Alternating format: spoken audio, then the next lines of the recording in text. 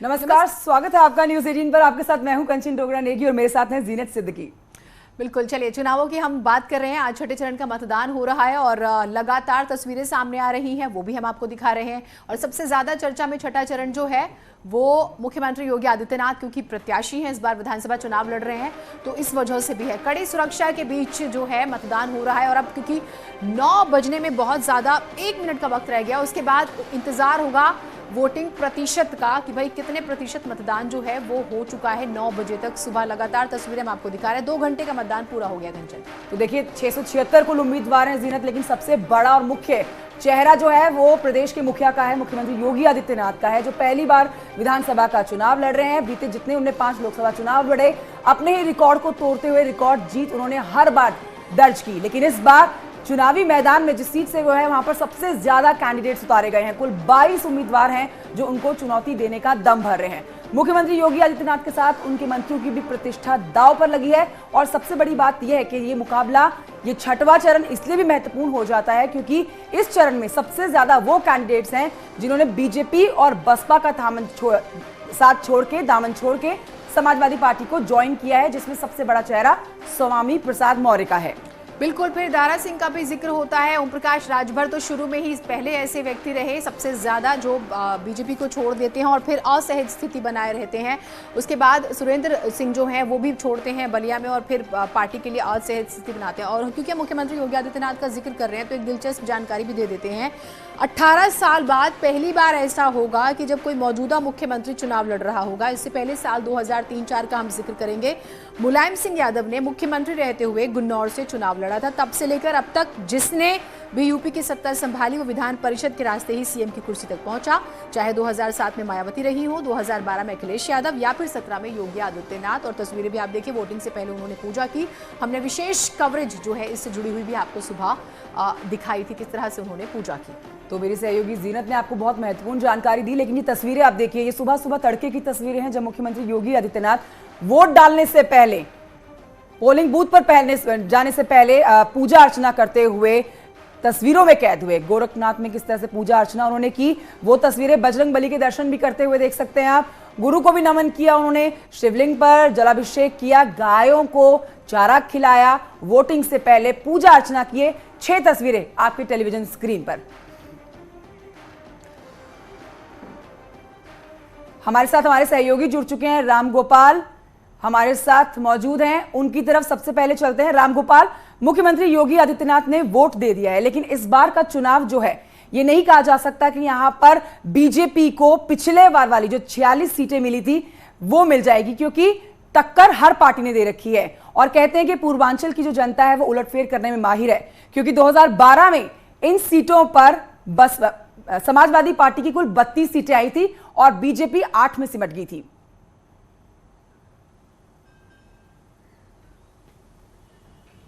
बिल्कुल बिल्कुल। और ये पूर्वांचल की जो जनता है 2012 से पहले कभी ये बसपा का गढ़ हुआ करता था, लेकिन 2012 में बसपा से गढ़ को छीनते हुए समाजवादी पार्टी ने इस पे कब्जा जमाया इस पूर्वांचल पे। और उसके बाद फिर 2017 के चुनाव में बीजेपी ने ठीक उलट जो है अपने परफॉर्मेंस को करते हुए एक बार फिर से कब्जा जमा लिया। लेकिन 2017 के बाद से परिस्थितियां बहुत सी चेंज हुई हैं, क्योंकि 2017 में तब मुख्यमंत्री पद के चेहरे नहीं थे योगी आदित्यनाथ और उनको मुख्यमंत्री बना दिया गया था। अब उसके बाद जब वो मुख्यमंत्री बन जाते हैं तो गोरखपुर के साथ साथ जो पूर्वांचल में एक डेवलपमेंट होता है और योगी आदित्यनाथ का अपना हिंदुत्ववादी चेहरा, विकासवादी चेहरा तो था ही, साथ ही अब उनके साथ एक विकासवादी चेहरा जो जुड़ जाता है, तो 2017 से और 2022 की तस्वीर एकदम अलग होती है। अब इस बार जो है भले ही मुख्यमंत्री योगी आदित्यनाथ का चेहरा हिंदुत्ववादी चेहरे के रूप में जाना जाता हो, लेकिन इस बार उनके चेहरे के साथ एक जो माफियावाद पे उन्होंने कड़ा प्रहार किया है, एक बुलडोजरवादी चेहरा भी उनके सामने रखा जा रहा है। दूसरा वो उनके पास गिनाने के लिए बहुत देखिए, पूर्वांचल आते आते जब चुनाव छठे चरण में आया, 5वें चरण से ही हमने सबसे ज्यादा परिवारवाद, माफियावाद और ये सब बहुत ज्यादा सुना। और क्योंकि अब तो मुख्तार का गढ़ भी वहीं पर बहुत ज्यादा दूर नहीं, तो ये हम समझेंगे आपसे।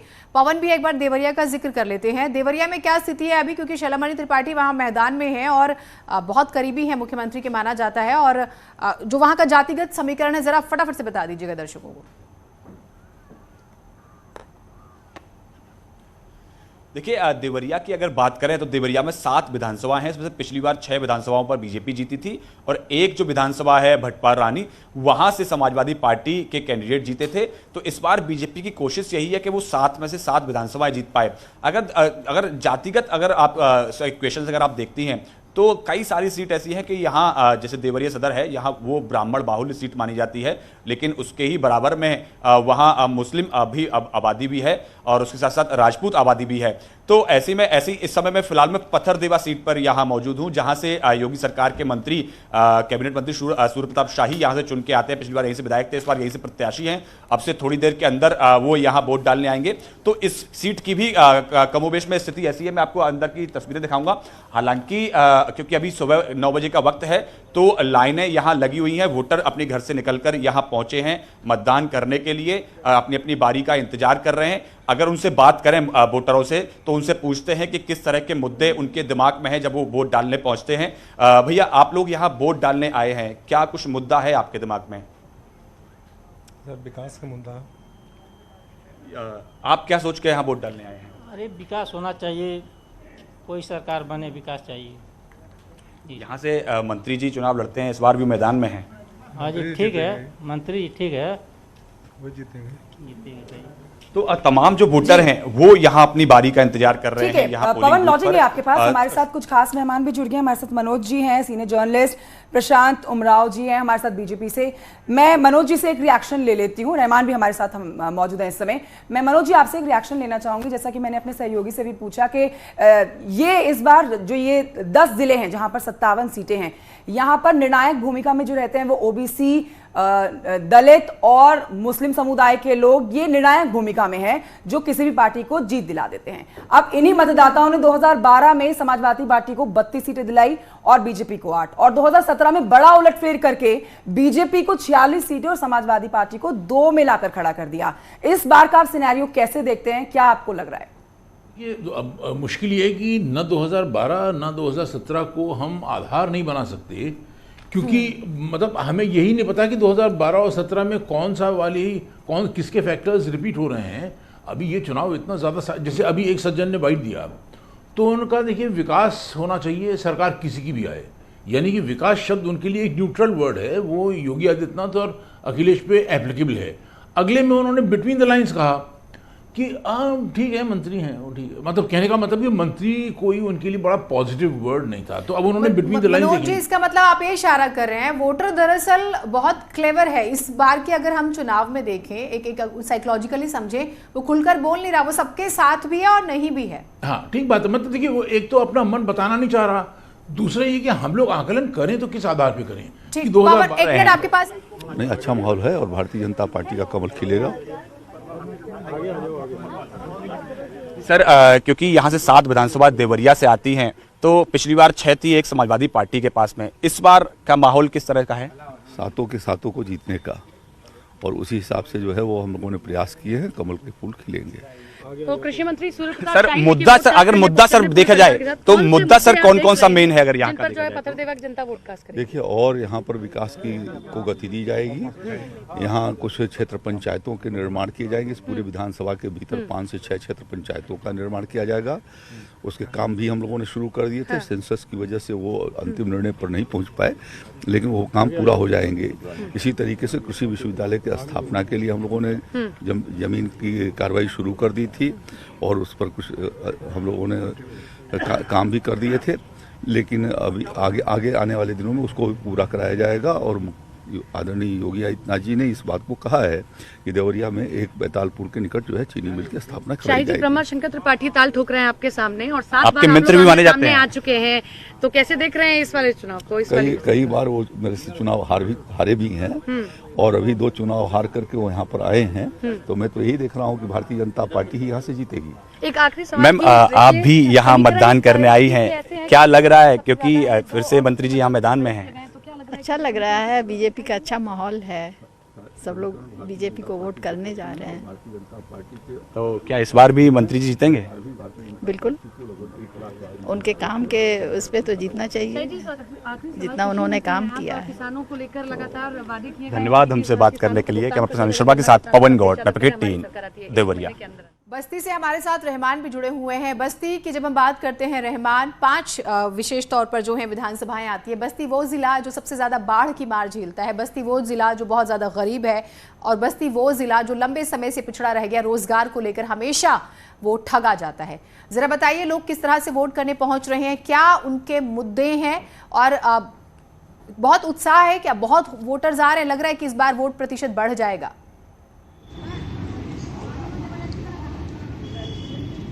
जी बिल्कुल, जिस तरह से इस बार जागरूकता अभियान चलाया गया उसके हिसाब से लोग निकल रहे हैं, लोगों के अंदर जागरूकता है। चूँकि पूर्वांचल जो पॉलिटिकल रूप से बहुत स्ट्रांग है, भले यहाँ लोग गरीब हैं लेकिन जो राजनीति है वो मतलब यहाँ समझते हैं लोग। तो उस हिसाब से अपने मुद्दों के हिसाब से करें। बस्ती की बात की जाए तो 5 विधानसभा सीटें हैं जिस पर लगभग 19.8 लाख मतदाता 54 प्रत्याशियों का भाग का फैसला करेंगे। और पिछली बार जो बीजेपी ने एक क्लीन स्वीप किया था, 5 सीट जीती थी, और इस बार जो है लड़ाई त्रिकोणी, कहीं एक सीट पे त्रिकोणी, हरिया पे बाकी 4 जगह सपा और भाजपा लड़ रही है। और यहाँ के मुद्दों की बात की जाए तो सबसे बड़ा मुद्दा जो किसान है, यहाँ पे गन्ना किसान है, जैसे बिल योगी सरकार ने बिल लगाई। ठीक है रहमान, लौटेंगे आपके पास। फिलहाल की जानकारी आपने हम तक पहुंचा दी है। वही हमारे साथ मेहमान भी जुड़े हैं, मनोज जी हैं सीनियर जर्नलिस्ट, और प्रशांत उमराव जी है बीजेपी से। प्रशांत जी, मैं मनोज जी से जब बात कर रही थी उनकी बात अधूरी रह गई, लेकिन उन्होंने बोला कि 2012 के समीकरण बिल्कुल अलग थे, 17 के बिल्कुल अलग थे। लेकिन अगर मैं बीजेपी का एक स्टैंड समझूं तो मैं क्या समझूं कि जो इस समय जनता है इन 10 जिलों की, पूर्वांचल की, इन 57 सीटों की, ये बीजेपी जो सत्ता की इस समय सरकार है उनके किए गए कामों के आधार पर वोट देने वाली है, या जो और पार्टियां इस समय मैदान में कूदी हुई हैं, जीत का दम भर रही हैं और तमाम वादे कर रही हैं, दावे कर रही हैं एक बेहतर काम करने के, उस आधार पर वोट देने वाली है?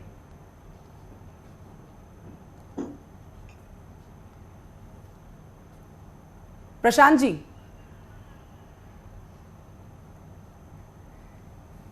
तो प्रशांत जी तक मेरी आवाज नहीं पहुंच पा रही है शायद, लेकिन तस्वीरें हम आपको दिखा रहे हैं और बता रहे हैं कि किस तरह से अब सुबह सुबह जिस तरह से प्रधानमंत्री नरेंद्र मोदी का ट्वीट आया, मुख्यमंत्री योगी का ट्वीट आया, उसी बीच आप पुष्कर सिंह धामी का भी ट्वीट देख रहे थे। चलिए यही सवाल मैं अपने सीनियर जर्नलिस्ट मनोज रघुवंशी जी से दोहरा लेती हूँ।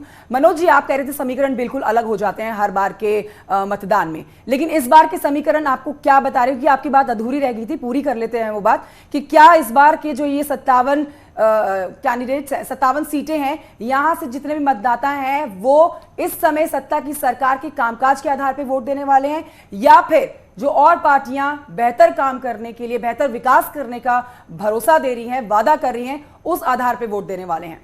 देखिए, लोगों के मन में क्या है, लोग तो अपना मन बना चुके हैं और बता नहीं रहे हैं। ये दो मतलब हमारे आकलन में ये 2 बाधाएं हैं, लेकिन एक तरह से आपको एक इंडिकेशन, बड़ा स्ट्रांग इंडिकेशन मिल रहा है आपको।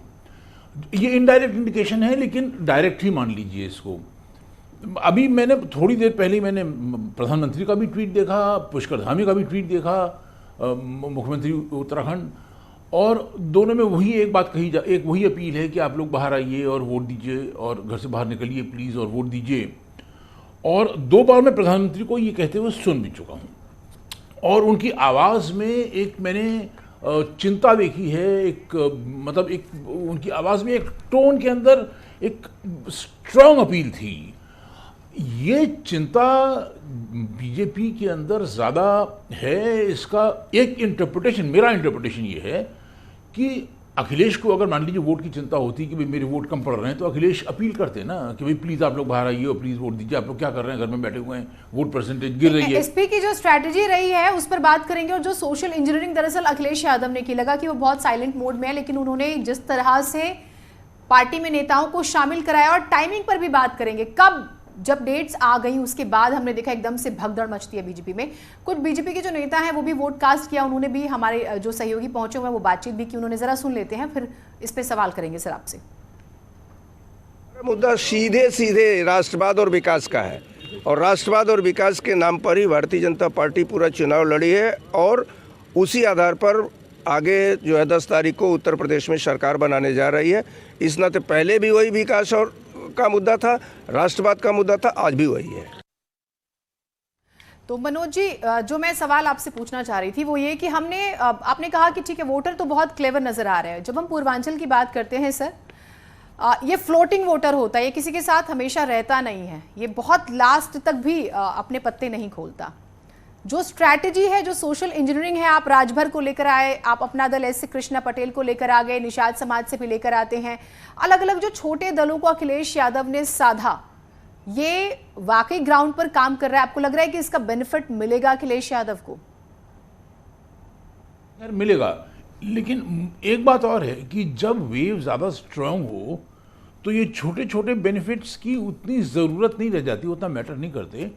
अब मतलब जिस तरीके से लोगों ने अपना मन बना लिया है और बिल्कुल एकदम बात बता नहीं रहे हैं, इससे लग रहा है कि वेव शायद जितनी आंकी गई थी शायद उससे ज़्यादा स्ट्रांग है। जी सर, लौटेंगे आपके पास। हम कुछ तस्वीरें दिखा रहे हैं और हमारे सहयोगी पवन भी इस समय मौजूद है।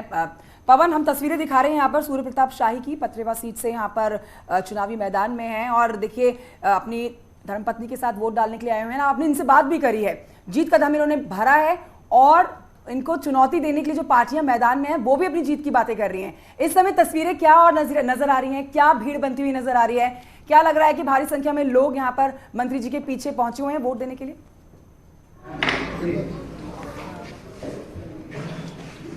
देखिए, अब से थोड़ी देर पहले जैसे कि मैंने जो योगी सरकार के मंत्री सूर्य प्रताप शाही उनसे बातचीत की तो उन्होंने अपने जीत को लेकर आश्वस्त देखे। उन्होंने कहा कि इस बार भी हम विकास के लिए जीतेंगे, आगे और विकास करना है। उन्होंने अपना रोड मैप भी बताया कि किस तरह से अभी इस क्षेत्र में और कितना काम करना है। जिस तरह से लगातार किसानों की समस्या है, यहाँ बाढ़ की एक समस्या खासा रहती है, तो उसको लेकर आगे और किस तरह से काम करना है उस और सब चीज़ का जिक्र किया। अब वोटर भी अच्छी खासी संख्या में धीरे धीरे अब बाहर आने लगे हैं। आप तस्वीरों में लगातार देख पा रही हैं कि सूर्य प्रताप शाही अपनी पत्नी के साथ, अपने परिजनों के साथ यहाँ पहुंचे हैं और अपने वोट कास्ट कर रहे हैं यहाँ मतदान स्थल पर। तो लोग जो हैं वो कहीं ना कहीं उनके साथ जुड़े हुए दिख रहे हैं। एक खास बात इस पूरे क्षेत्र की ये है कि उन्होंने जो उनके सामने जो उनके प्रतिद्वंदी हैं समाजवादी पार्टी से ब्रह्माशंकर त्रिपाठी, वो उनके मित्र भी रहे हैं और ये हमेशा से एक दूसरे के सामने चुनाव लड़ते रहे हैं। तो इस बार हमने जब उनसे सवाल पूछा कि आपके मित्र हैं ब्रह्माशंकर त्रिपाठी, उनके सामने आप चुनाव लड़ रहे हैं, तो कह रहे हैं कई बार पहले भी चुनाव लड़े हैं, क्योंकि ये दोनों एक साथ कॉलेज में पढ़ाई उन्होंने की थी, सूर्य प्रताप शाही ने और ब्रह्माशंकर त्रिपाठी ने। बोले कहा था कि पढ़ाई और मित्रता अलग है, बाकी विचारधारा अलग है, तो हम दोनों एक दूसरे के सामने चुनाव लड़ते हैं और मैं कई बार से पिछली बार उनके खिलाफ जीतते हुए आया हूँ।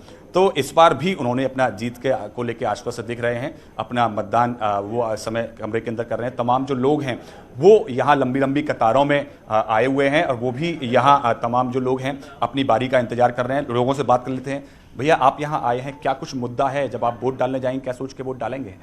जी, शाही जी जो है मेरे यहाँ के अपने घर के नेता हैं, तो इसलिए हम लोग उनको सपोर्ट करेंगे। देखिए, शाही जी मतदान करके आ गए हैं। सर, अपना एक उंगली मतदान दिखा दीजिए। इधर तो ये धूप में सही नहीं आएगा, ये यहाँ पे खड़ा। तो आप तस्वीरों में देख पा रही हैं कि जो मंत्री हैं सूर्य प्रताप शाही, कृषि मंत्री हैं योगी सरकार के, वो अब यहाँ अपना मतदान करके यहाँ बाहर निकल आए हैं मतदान स्थल के और सभी लोगों को एक उंगली दिखा रहे हैं, सिंबल दिखा रहे हैं मतदान करने का। क्योंकि अब पहले सुबह सुबह जब हमने तस्वीरें देखी थी तो अब बहुत कम लोग अपने घरों से निकल के आ रहे थे, लेकिन अब अच्छी खासी संख्या में लोग अपने अपने घरों से निकल के आ रहे हैं। इसमें जो बूथ नंबर 391, 92 और 93 की जो यहाँ 3 बूथ बनाए गए हैं इस पूरे स्कूल के अंदर, तो यहाँ अच्छी खासी संख्या में लोग निकल के आ रहे हैं, मतदान कर रहे हैं। तो मतलब गाँवों में सड़ रहा था, गांव का जनता भूखों मर रहा था। अब वो अनाज अगर उनके पहुंचा दिया तो जिसका भगवान बन के अगर मोदी जी ने किया तो मोदी जी योगी ने आज के दिन में सब कुछ किया है। बिना भेदभाव के मकान हैं, बिना भेदभाव के उनके खाते में पैसे हैं, ये सारे कुछ हैं। धारा 370 खत्म किया, मंदिर बनाया। तो भारतीय संस्कृति, राष्ट्रवाद, धर्मवाद और इनके विकासवाद के नाम पर ही वोट पड़ा। लेकिन समाजवादी पार्टी तो कह रही है कि बीजेपी का इस बार सुपड़ा साफ है, आपके दावे अलग हैं, समाजवादी पार्टी अपनी अलग दावे कर रहे हैं। किसके दावे को हम? वो तो 2014 से ही दावे कर रहे हैं ना।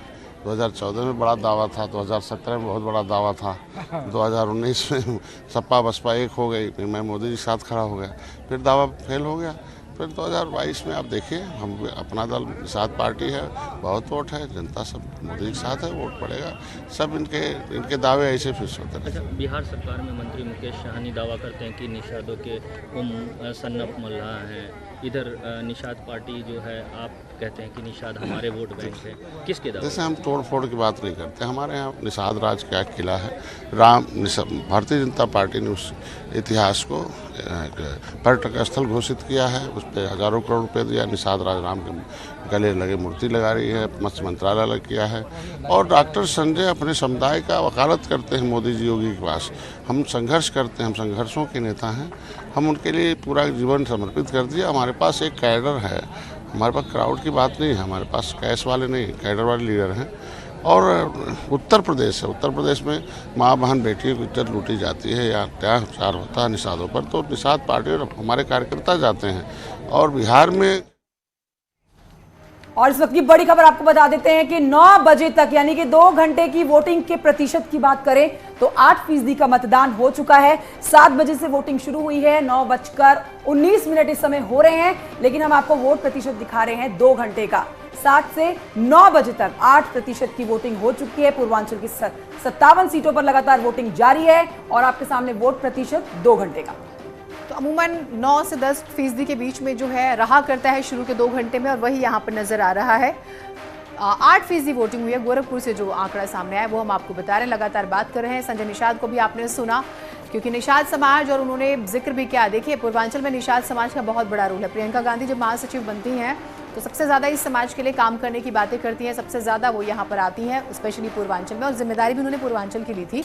लेकिन अब निषाद समाज किसके साथ जाता है, इसके लिए हमें इंतजार करना होगा। पिपराइच में 7% वोटिंग हुई है।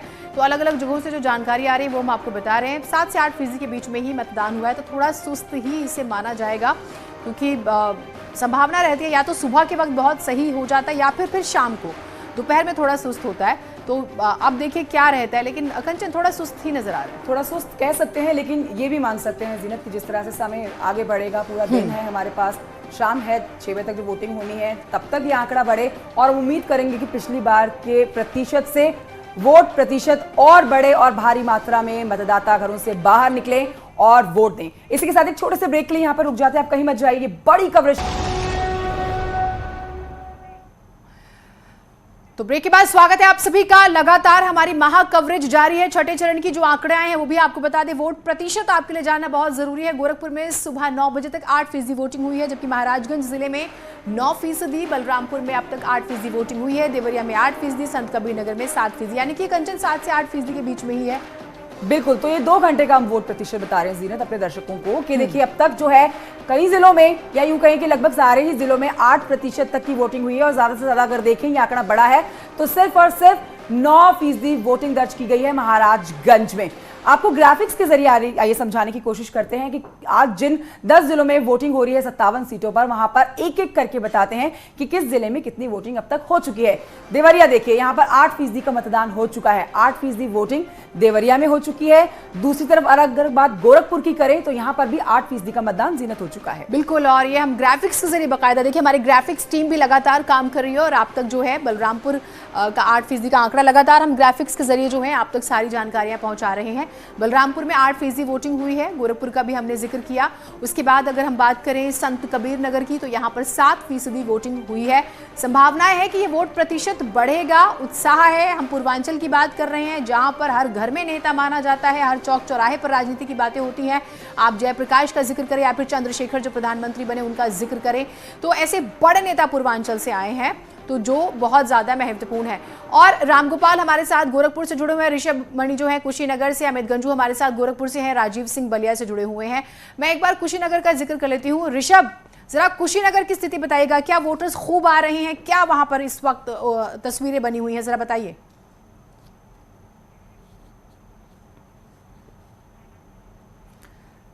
ठीक है, शायद जो है संपर्क नहीं हो पाया। पवन भी हमारे साथ लगातार जुड़े हुए हैं और रामगोपाल भी।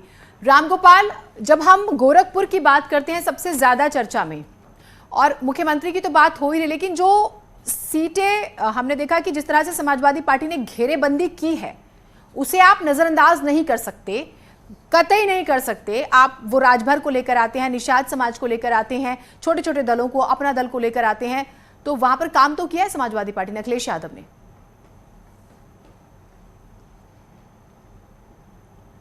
शायद रामगोपाल बिल्कुल किया गया है। और बोलिए आप। जी न गोरखपुर में समाजवादी पार्टी ने मुख्यमंत्री योगी आदित्यनाथ को घेरने की कोशिश की है, और शायद इसीलिए जो है समाजवादी पार्टी ने जिसमें गोरखपुर शहर सीट पे ब्राह्मण कार्ड खेलने की कोशिश की है। इस वक्त मैं एक बूथ पे खड़ा हूँ और बूथ की तस्वीरें मैं दिखाता रहूँ और फिर मैं ये आंकड़े भी बताता रहूँगा कि किस तरीके से मतदान चल रहा। तो समाजवादी पार्टी ने मुख्यमंत्री योगी आदित्यनाथ को ब्राह्मण कार्ड के जरिए उनकी सहार विधानसभा सीट में घेरने की कोशिश की है। तो वहीं अगर हम ग्रामीण की बात करें तो ग्रामीण में एक बाइट जी ओम प्रकाश राजभर के साथ उनकी पत्नी भी मौजूद हैं। आइए इनसे बात। तो देखिए ओम प्रकाश राजभर भी पहुंचे हुए हैं पोलिंग बूथ पर, उनसे बात हमारे संवाददाता कर रहे थे और जैसे भी बात करने की कोशिश करते हैं उनकी तरफ रुख करेंगे। लेकिन हमारे साथ इस समय मेहमान भी मौजूद है। जैदी साहब हमारे साथ समाजवादी पार्टी से, मनोज रघुवंशी जी हमारे साथ समाजवादी पार्टी से हैं, माफ कीजिए इस पर सीनियर जर्नलिस्ट हैं, प्रशांत उमराव जी बीजेपी से हैं। मैं प्रशांत जी आपके पास इससे पहले आऊं, मैं पवन के पास जाना चाहूंगी, देवरिया से हमारे साथ है। पवन, आप तस्वीरें दिखा दीजिए और एक बार अपडेट दे दीजिए कि क्या जिस तरह से अभी तक का 8% वोट दर्ज किया गया है ये तेजी से बढ़ता हुआ नजर आ रहा है, क्योंकि अब समय भी आगे बढ़ रहा है और लोगों का भी घर से निकलना तेज हो गया होगा।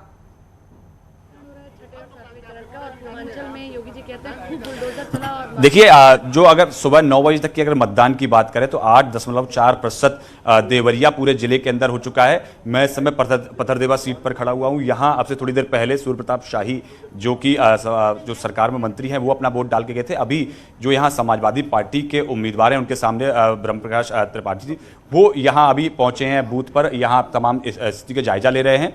तो ऐसे में यहाँ की जो स्थितियां लगा हुआ, पहले सुबह की जो तस्वीर थी उसमें बहुत कम वोटर घर से निकल रहे थे, लेकिन अब धीरे धीरे जिस तरह से दिन बढ़ रहा है तो वहाँ वोटर भी अब घर से निकलने लगे हैं और थोड़ी थोड़ी कतारें पोलिंग बूथ पर हमने आपसे थोड़ी देर पहले हमने अपने दर्शकों को दिखाई भी थी कि अब थोड़ी थोड़ी कतारें जो है वो फटाफट से जो मेहमान है एक बार उनसे भी बातचीत कर लेते हैं, फिर तस्वीरें जैसे कोई हलचल हो आप तमाम लोग हमारे साथ जुड़े हमारे सहयोगी वो इशारा जरूर कीजिए, कोई बड़ा नेता आता है तो वो तस्वीर भी हम सबसे पहले दिखाएंगे और बातचीत भी करेंगे। मेहमान जी जुड़े हुए, प्रशांत जी हमारे साथ बीजेपी की तरफ से, जैदी साहब जो है समाजवादी पार्टी की तरफ से। प्रशांत जी आपसे जरा शुरुआत करते हैं, थोड़ा सा इंतजार आपको करना पड़ा। ये जो मिशन पूर्वांचल है इसके लिए जो स्ट्रैटेजी है ये माना जा रहा है कि जो 2017 में बीजेपी की थी सेम अखिलेश यादव ने रिपीट कर दी है और फंसा दिया है बीजेपी को पूर्वांचल में और इसीलिए बड़े नेताओं को डेरा डालना पड़ रहा है। क्या कहेंगे आप उनके आरोप पर? देखिए पूर्वांचल में पिछले 5 सालों में अभूतपूर्व कार्य हुए हैं। पूर्वांचल का हमने इतिहास गोरखपुर के आसपास में देखा किस तरीके से पहले वहाँ दिमागी बुखार की बीमारी थी और पिछले 40 साल में 50,000 से अधिक बच्चों की दुखद मृत्यु हुई। आज वो दिमागी बुखार की बीमारी को काबू करने का काम योगी आदित्यनाथ की सरकार ने किया है।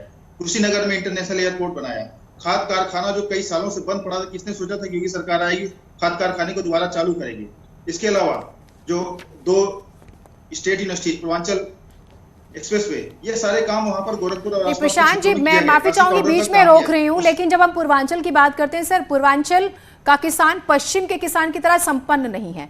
बाढ़ एक बहुत बड़ी समस्या है और उसके बाद गरीबी बहुत बड़ी समस्या है, पिछड़ापन, और एक गोरखपुर की बार बार बात करके एक गोरखपुर पूरा पूर्वांचल तो नहीं हो सकता ना सर। रोजगार पे आपको बात करनी पड़ेगी, आवारा पशुओं पर आपको बात करनी पड़ेगी, उसको लेकर जो आपका रोड मैप है मैं चाहूंगी आप उस पर बात कीजिए, मुद्दों पर बात कीजिए। बिल्कुल उसी विकास के लिए काम किया। पूर्वांचल एक्सप्रेसवे बना तो बहुत सारे जिलों से होकर गुजरा है। हमने वहां पर पूरे पूर्वांचल में 13 मेडिकल कॉलेज बनाए। आज पूर्वांचल में आपको कोई भी व्यक्ति गंभीर रूप से बीमार है उसको 80 किलोमीटर के अंदर सुविधाएं, मेडिकल सुविधाएं मिल सकती हैं। ये काम हमने करने का काम किया है। और अगर दिमागी बुखार से तो गरीब लोग पीड़ित होते थे जो इलाज नहीं करा सकते थे, आज उनकी समस्या का समाधान हुआ है। कुशीनगर भी पिछड़ा जिला था, अगर वहाँ पर इंटरनेशनल एयरपोर्ट बन रहा है तो निश्चित तौर पर वहाँ के रोजगार के साधन उपलब्ध होंगे, वहाँ के लोगों को सुविधाएं उपलब्ध होगी।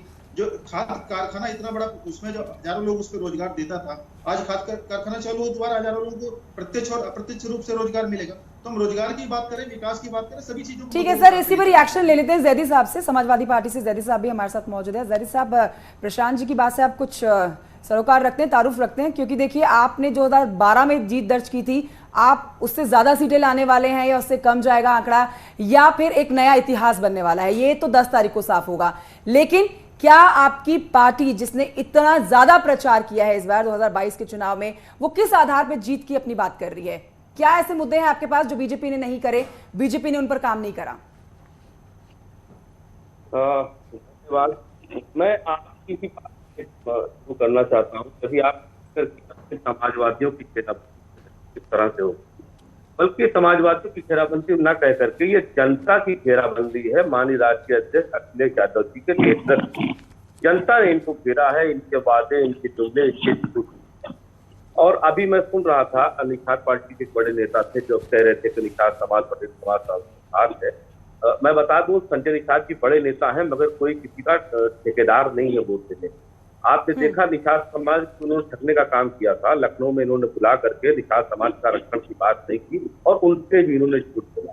और अभी बीजेपी के प्रवक्ता ही जो अपनी गिना रहे थे, उपलब्धियां गिना रहे थे, जिसपे आपने टोका, बड़ा मुझे अच्छा लगा कि आप तो खाली विकास गोरखपुर से नहीं हो सकते हैं, पूर्वांचल खाली गोरखपुर नहीं है।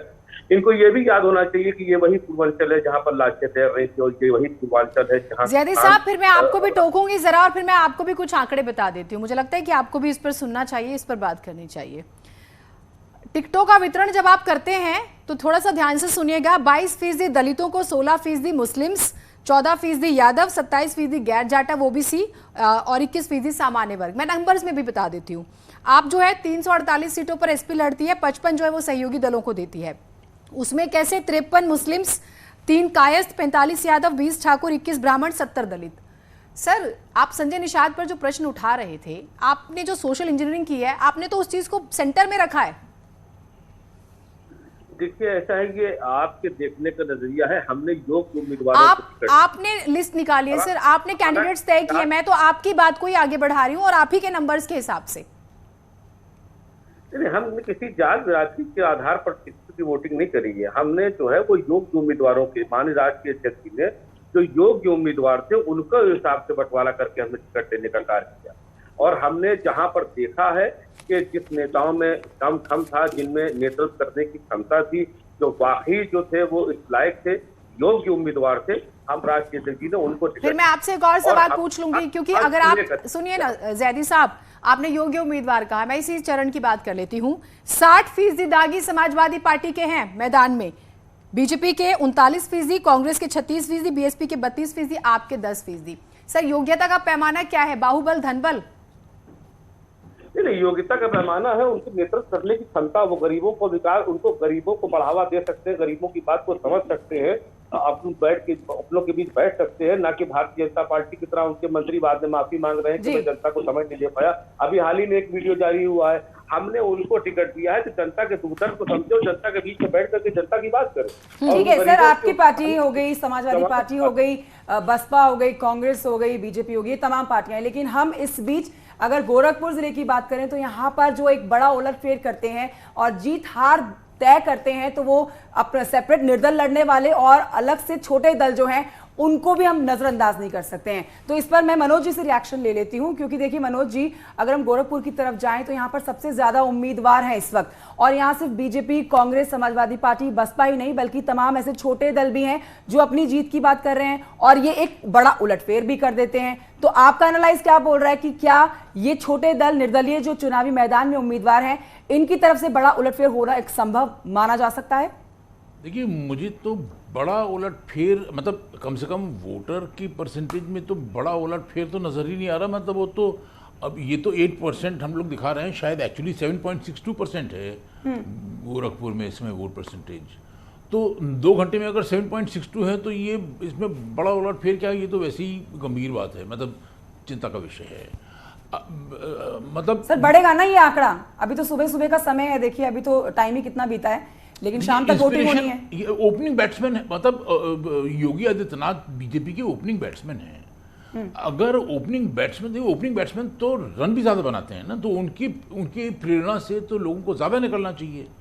मतलब जो महाराजगंज में टिके रहना भी जरूरी है सर। और स्पोर्ट्स तो मतलब हर सेकंड में चेंज होता है ना, स्पोर्ट्स तो हर सेकंड में चेंज होता है, हम प्रेडिक्ट कर दे पहले से ही तो एक मैं जीनत में एक टिप्पणी कर दूं ज़ैदी साहब की बात पे, जो इन्होंने योग्यता की बात कही, मैं इस बात में थोड़ा सा क्लैरिफिकेशन ये करना चाहता हूं कि इन सब के लिए, चाहे समाजवादी पार्टी हो, चाहे बीजेपी हो, चाहे कोई भी पार्टी, ठीक है सर, रोक रही हूं आपको बीच में। हम शिव प्रताप शुक्ला जी को सुना देते हैं, जिन्होंने एक बार फिर से बीजेपी का जीत का दावा पेश किया है, सुनिए। सीधे सीधे राष्ट्रवाद और विकास का है, और राष्ट्रवाद और विकास के नाम पर ही भारतीय जनता पार्टी पूरा चुनाव लड़ी है, और उसी आधार पर आगे जो है 10 तारीख को उत्तर प्रदेश में सरकार बनाने जा रही है।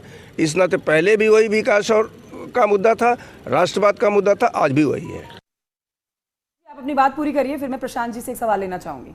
योग्यता से मतलब, इन सबका योग्यता से मतलब ये होता है कि कौन सा कैंडिडेट जीत सकता है। तो अब आपकी जो आपत्ति है कि दागी है और ये है वो है, या एक आपत्ति आई थी, अमित शाह से आपत्ति आई थी कि भाई आप मुसलमानों को टिकट नहीं देते, तो उनका भाई जो हमको वोट देता है तो एक है कि योग्यता क्या है कि जिसको वोट मिलेगा उसको हम देंगे और जो जीतेगा हम उसको देंगे। योग्यता की बात करें तो मेरी सहयोगी जीनत ने वो पूरी लिस्ट बता दी कि किस पार्टी ने कितने दागदारों को इस चुनावी मैदान में उतारा है, कितने बाहुबलियों को उतारा है और कितने करोड़पतियों को इस चुनावी मैदान में उतारा है। चलिए आपके पास लौटेंगे, मैं प्रशांत जी से एक सवाल लेना चाहूंगी। प्रशांत जी, अगर हम बात करें निर्दलियों की और छोटे दलों की बात करें तो चुनौती बीजेपी यहाँ किसी को नहीं समझती अपने आगे, लेकिन अगर गोरखपुर की बात करें तो यहाँ पर ये जो जनता के लोग, ये जो उम्मीदवार हैं, ये बड़ा उलटफेर कर देते हैं सर। तो क्या आप इन लोगों को एक बड़ा उलटफेर करता हुआ देख रहे हैं या फिर आपने अपना मुकाबला सीधे तौर पर समाजवादी पार्टी से रखा हुआ है? देखिए, हमारा मुकाबला निश्चित तौर पर समाजवादी पार्टी से, और पिछले कुछ सालों के ट्रेंड को देखें चुनाव को तो निर्दलीयों की भूमिका काफी कमजोर होती गई है। जो मुख्य पार्टियां हैं उन्हीं के बीच में हार जीत का अंतर होता है। और समाजवादी पार्टी का तो देखिए उन्होंने कई सीटों नहीं पर सर, 2-3 कैंडिडेट भूमिका कमजोर नहीं हुई है। ये वो उम्मीदवार हैं जो जीत हार तय कर देते हैं, अगर किसी का खेल बनाते हैं तो किसी का बिगाड़ भी देते हैं। हम अपने कामों पे, विकास के आधार पर चुनाव लड़ रहे हैं। जो हमने काम किए हैं गोरखपुर क्षेत्र में, पूर्वांचल में, उन सारे कामों को पूरा किया। चाहे सरयू नहर परियोजना हो जो कई सालों से लंबी थी, नेहरू जी उसका पत्र लगा कर गए थे, योगी सरकार को उसको पूरा करने का सौभाग्य मिला। यह खाद फैक्ट्री थी, ऐसे हमने बहुत सारे बड़े बड़े काम किए हैं, चाहे एजुकेशन के क्षेत्र में या चिकित्सा के क्षेत्र में काम किए। उसके नाते जनता ठीक, आपके लिए एक सवाल है प्रशांत जी, और इसका जवाब हम जैदी साहब से लेंगे। परिवारवाद, जातिवाद, माफियावाद और बुलडोजर तो स्पेशली प्रोजेक्ट हुए हैं कुछ रैलियों में, इधर चौथे, पांचवें, छठे चरण में स्पेशली हमने देखा। अब आप ये बताइए, ये एक तरफ आप इनकी बातें करते हैं और एक और चीज, एक नया वर्ग, क्योंकि जातिवाद हमने देखा जो टिकट वितरण हुआ और समाजवादी पार्टी में बहुत सारे आपकी पार्टी के नेता छोड़ के चले गए, एक वर्ग क्रिएट करने की कोशिश हुई बीजेपी की तरफ से। ये आरोप लगते हैं दरअसल कि लाभार्थी वर्ग जिन्हें आपने राशन दिया है, और पूर्वांचल में राशन वाले बहुत ज्यादा लोग हैं क्योंकि पूर्वांचल गरीब जिला है तो सरकार की योजनाओं का फायदा सीधे उन्हें होता है। स्पेशली दलित और ओबीसी का मैं जिक्र करूं, राशन से शासन मिल जाएगा, आपको लगता है पूर्वांचल आपको मिल जाएगा राशन के जरिए? देखिए, भारतीय जनता पार्टी सभी वर्गों के लिए काम करती है, और चूंकि ये कोविड की ऐसी महामारी आई थी पूरे विश्व में पहली बार इस तरह का, तो हम जो लोग ऐसे थे जो अपना व्यवस्था नहीं कर पाते तो उनके लिए हमने राशन देने का काम किया, जो केंद्र सरकार की योजना थी, प्लस हमने यहाँ से भी, योगी सरकार ने भी उनको सुविधाएं देने का काम किया। तो ये हम कोई ऐसा जनता पे एहसान नहीं कर रही, हमारी दायित्व थी। जनता ने जिसलिए हमें सत्ता पे बिठाया था, उनकी इच्छाओं और आकांक्षाओं को पूरा करना हमारा ड्यूटी था। हमने उनको आवास दिया, हेल्थ कार्ड दिया, राशन दिया, तो हमारी ड्यूटी। मैं आपकी बात पे जवाब ले लेती हूँ एक बार, फिर बाकी के सवाल जो है करेंगे। जैदी साहब, राशन ने फंसा दिया पूर्वांचल में, इसी वजह से अखिलेश यादव को यह कहना पड़ा कि भाई बीजेपी वाले तो चुनाव तक दे रहे राशन, हमें सत्ता में लाइए, हम तो आपको घी भी देंगे, चना भी देंगे, सब कुछ देंगे। फंस गए हैं राशन से, आप लोग परेशान हैं, अंदर खाने, ऐसी खबरें आ रही हैं। नहीं धीरज जी, बिल्कुल परेशान नहीं हम लोग। अगर राशन ही विकास का अगर सिर्फ अकेला मुद्दा होता तो क्या कहते हैं, फिर इसका मतलब है फिर आपको जॉब करने की जरूरत ही नहीं थी। आपको भी राशन मिल जाता, हमको भी राशन मिल जाता, देश में सबको राशन मिल जाता। मुद्दा विकास का साथ साथ शिक्षा का भी होता है। भूख तो मुद्दा होती है सर कोविड के बाद से, और मैं तो पूर्वांचल घूमी हूँ, मैंने निषाद समाज को देखा है, ओबीसी वर्ग के लोगों को देखा है। सुबह का अगर आपने 2 पैसे कमा लिए, शाम का मालूम नहीं चलता। राशन का फर्क तो पड़ता है ना। वही मैं कह रहा हूँ कि राशन आप किसी का पेट भर दे रहे हो, अच्छी बात है, तो ये राशन आप कहाँ से रहा, किसान ही तो दे रहा हो। किसान छाती में चढ़ करके आप किसानों को खाद ना दे करके, उनको एमएसपी ना दे करके, उनको उनका मूल्य का भुगतान ना करके आप राशन छीन करके ग्रुपों में बांट रहे हो। अगर सिर्फ यही बांटने नहीं आपका छीन करके मुद्दा है और यही इसी को आप विकास समझते हैं, तो मुझे लगता है तो फिर देश का विकास हो चुका है। फिर हमें आपको जॉब करने नहीं, फिर पिछली बार आप सत्ता में थे, पूर्वांचल के किसान इतने बदहाल है, तो सत्ता का सुख तो आपने भी भोगा है। बीजेपी वालों से सवाल होगा, हो भी रहा है। अखिलेश यादव ने कहा है कि भाई काका चले गए हैं और बाबा भी जाएंगे, वो ऐसी बातें करते हैं, काले कानून का जिक्र करते हैं। पर ये सवाल क्या समाजवादी पार्टी से नहीं पूछा जाएगा? आप सत्ता में रहे तो आपने कितना बेहतरीन काम किया। कुशीनगर की बात करें, बस्ती की बात करें, तमाम ऐसे जिले हैं सर जो पिछड़े जिले माने जाते हैं, गरीब जिले माने जाते हैं, और यहाँ पर जो किसान है वो पश्चिम की तरह संपन्न नहीं है, पूरब के किसान बहुत गरीब हैं। देखिए, ऐसा है कि हम ये तब कहते हैं कि हमने विकास के लिए जो भी काम किए, अगर हमसे कोई कमी रह गई तो जनता ने उसको बदले। इन्होंने जो बुलेट ट्रेन और स्मार्ट सिटीज के वादे किए थे, और इन्होंने जो जनता को हवाई चप्पल पहना के जहाज पर बैठाने का वादा किया था, 15 लाख आने का वादा किया था, अच्छे दिन का वादा किया था, तो इन्होंने जितना छलना था, छलने के बाद इसको 5 साल मिला ना। अब इनसे सवाल करिए ना, अब आप सरकार किसकी है? भारतीय जनता पार्टी। तो सर 2012 में जब आप आए थे बम्पर जीत के साथ, तो फिर 2017 में क्या हो गया था सर? नहीं, बिल्कुल देखिए, ये जनता का मैंडेट है, ये जनता सर्वोपरि है। जनता जिसको चाहे सराखों बिठाए, जिसको चाहे नीचे उठाए। अगर हम में कोई कमी है तो जाहिर सी बात है कि जनता हमें उसकी सजा देगी। जनता देवतुल्य है, और अगर इन्होंने कोई कमी की है तो मानने के लिए तैयार नहीं है। अगर इन्होंने इतना ही विकास किया, ना आप मानेंगे ना वो मानेंगे। मैं मनोज जी को इसमें लेकर आऊंगी। मनोज जी, आपने तमाम इलेक्शंस देखे और एक बहुत मुद्दा होता है, महत्वपूर्ण, वो होता है सेंटिमेंट्स का, जनभावनाओं का, और भूख बहुत गंभीर मुद्दा होता है। गरीबी हटाओ से क्या हुआ था हमने देखा था, आप बेहतरीन तरीके से बता सकते हैं। यहां पर एक नया वर्ग पैदा हुआ है, लाभार्थी वर्ग, क्योंकि जातियां तो बहुत ज्यादा ये माना जा रहा है कि बिखरी हुई हैं। 65 जातियां हैं उत्तर प्रदेश में, मैं स्पेशली बता दूं अपने दर्शकों को, पूर्वांचल में खास तौर से, जो कि बिखरी हुई हैं अलग अलग तरह से। लेकिन लाभार्थी वर्ग जो पैदा किया गया इस बार के चुनाव में, आपको लगता है कि ये बहुत स्ट्रांग होगा, बहुत फायदा करेगा? आपका एनालिसिस पिछले 3-4 दशकों का। साइलेंट वोटर है वो, लाभार्थी वर्ग है, और वो बड़ा साइलेंटली जाके वोट कर रहा है। लेकिन देखिए, लाभार्थी कौन? मान लीजिए कोई जाटव है जो कि मायावती के प्रति कमिटेड है, तो उसने लाभ तो ले लिया, लेकिन वोट मायावती को जाएगा। कोई यादव है या कोई मुस्लिम है जो कि ऑलरेडी अखिलेश के प्रति कमिटेड है, आप लाभ तो दे दीजिएगा, वो लाभ ले भी लेगा खुशी खुशी, लेकिन वोट अपना अखिलेश को ही देगा। तो बीजेपी को वो लाभार्थी वोट मिलेगा जो ऑलरेडी बीजेपी को मिलने वाला। शॉर्ट में बताइएगा, फिर वो नमक का हक नहीं चुकाएंगे, क्योंकि नमक भी बहुत चर्चा में आ गया है। अब देखिए, ये तो इमोशनल करने वाली बात है। हाँ, लेकिन मतलब लोग अपना विवेक कायम रखते हुए अपने, देखिए जब इंदिरा जी ने गरीबी हटाओ का नारा दिया था ना, तब गरीबी हटाओ भविष्य की बात थी 1971 के चुनाव। सर, अब सारी कॉन्वर्सेशन से ये समझ आता है कि 10 मार्च को वो लोग जिताएंगे जिनको राशन मिलेगा, या वो लोग जिताएंगे जिनको लैपटॉप, स्मार्टफोन और स्कूटी मिलने वाली है। ये देखना 10 तारीख को तय हो जाएगा। एक छोटे से ब्रेक लिए यहाँ पर रुकना होगा, जल्द लौट रहे हैं।